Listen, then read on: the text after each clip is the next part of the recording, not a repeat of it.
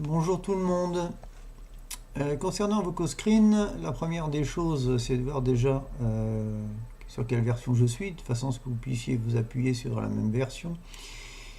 La version, c'est pas compliqué, elle est ici. Je vais vous l'afficher tout de suite. On va dans les détails. Ubuntu 16.4 LTS, ça c'est vu. Ok. Ensuite, concernant les paramètres, vous allez dans les applications. Dans les outils système, normalement le logiciel est mis à jour. Voilà qui est fait. À partir de là, je vous conseille quand même HTTP Ubuntu Mirror OVH qui est quand même pas mal. Et surtout, quand vous serez dans les mises à jour, tous les jours, affichez immédiatement, et bien entendu la nouvelle version, vous n'y touchez jamais. Vous laissez ça sur jamais, sinon votre version va changer à chaque fois et vous allez être emmerdé.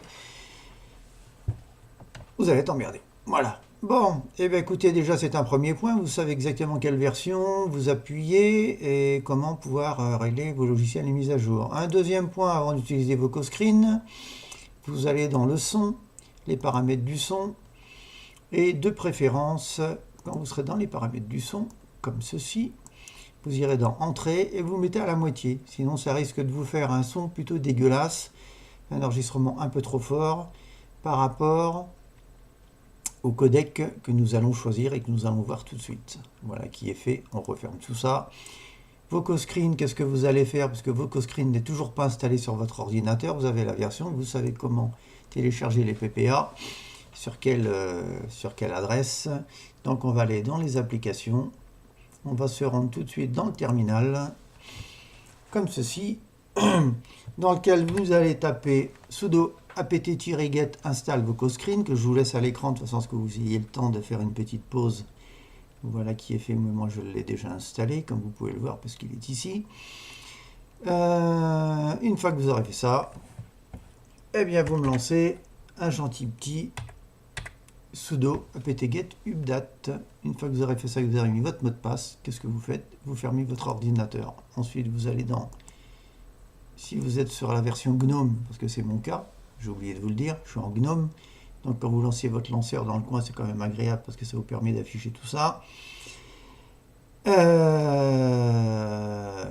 Vous irez donc sur VocoScreen qui est ici et vous l'ouvrez. Voilà, voici ce qui s'affichera. VocoScreen est à l'écran.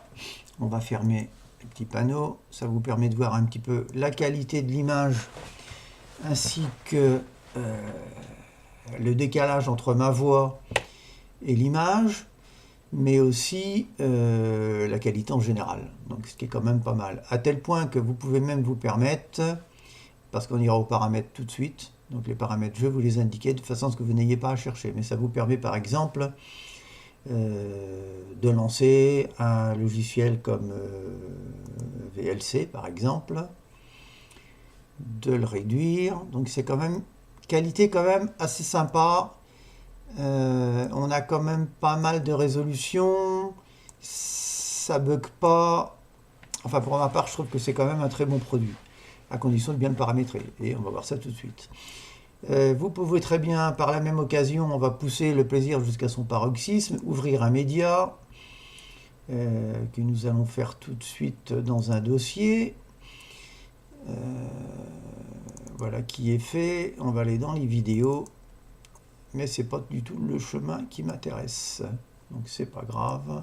On va ouvrir un fichier, ce sera plus simple. J'ai pas fait ça tout à l'heure, je sais pas pourquoi je suis là, enfin bon, c'est pas grave. J'ai des films qui sont ici, on va lancer celui-ci par exemple, et on va voir ce que ça donne.